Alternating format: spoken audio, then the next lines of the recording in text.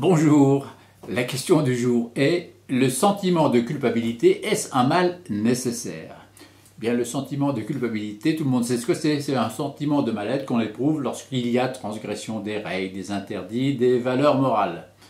Pour comprendre cela, il faut comprendre l'éducation. L'éducation, elle a deux buts. Le premier des buts, c'est d'assurer la survie de l'enfant en répondant aux besoins qui sont les siens, besoins exprimés par les pulsions, on le sait. Le deuxième but, c'est d'inscrire l'enfant dans la société en lui transmettant les règles, les interdits, les valeurs morales propres à cette société-là. Petit à petit, cette intériorisation se fait progressivement, elle se fait peu à peu, elle se fait au jour le jour. On intériorise ces règles, ces interdits, ces valeurs morales que la famille transmet, que la société transmet. Et cela constitue ce que Freud a appelé le surmoi. Le surmoi, ce gendarme intérieur, il l'appelait aussi comme ça, gendarme intérieur qui fait que c'est lui qui nous alerte et qui nous dit attention, ce gendarme intérieur, ce surmoi, attention, là il y a transgression des règles, des interdits. Et s'il y a franchissement de ces règles, de ces interdits, soit qu'il y a un sentiment de culpabilité, soit qu'il y a intervention du gendarme extérieur. Alors qu'est-ce qui s'est passé?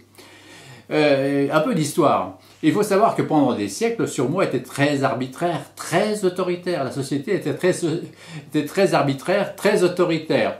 Je voudrais en prendre un exemple que certains d'entre nous ont connu d'ailleurs. Il y a quelques décennies de cela, lorsqu'on avait une fessée à l'école, si on venait à s'en plaindre à la maison, on avait une deuxième fessée à la maison. C'est-à-dire que toute la société avait une transmission des règles, des lois très rigides, très autoritaires. Les enseignants, la famille, la société, tout le monde était d'accord là-dessus.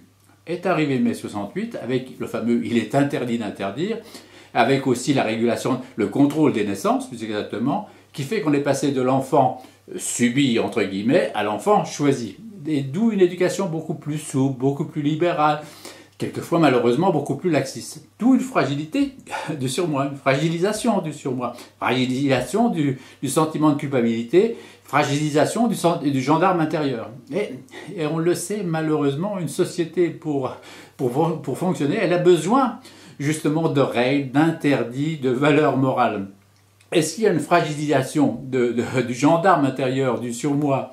Eh bien, il y a forcément une compensation avec l'intervention du gendarme extérieur. Et cette intervention est d'autant plus grande que la fragilisation du surmoi est plus importante. On voit bien fragilisation du gendarme intérieur, augmentation du gendarme extérieur. Alors, il faut savoir ce que l'on veut, effectivement, en termes sociétal. Une société globalement libérale fonctionne avec un gendarme intérieur bienveillant, certainement, mais existant.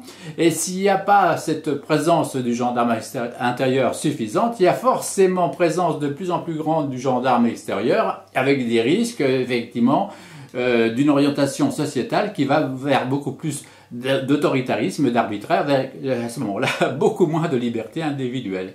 Voilà pourquoi et pourquoi le sentiment de culpabilité, même s'il n'est pas agréable, eh bien c'est un mal nécessaire. Parce que s'il n'y a pas de gendarme intérieur, eh bien, il y aura forcément une intervention de plus en plus grande du gendarme extérieur. Voilà, on se retrouve une autre fois pour d'autres chroniques. Au revoir.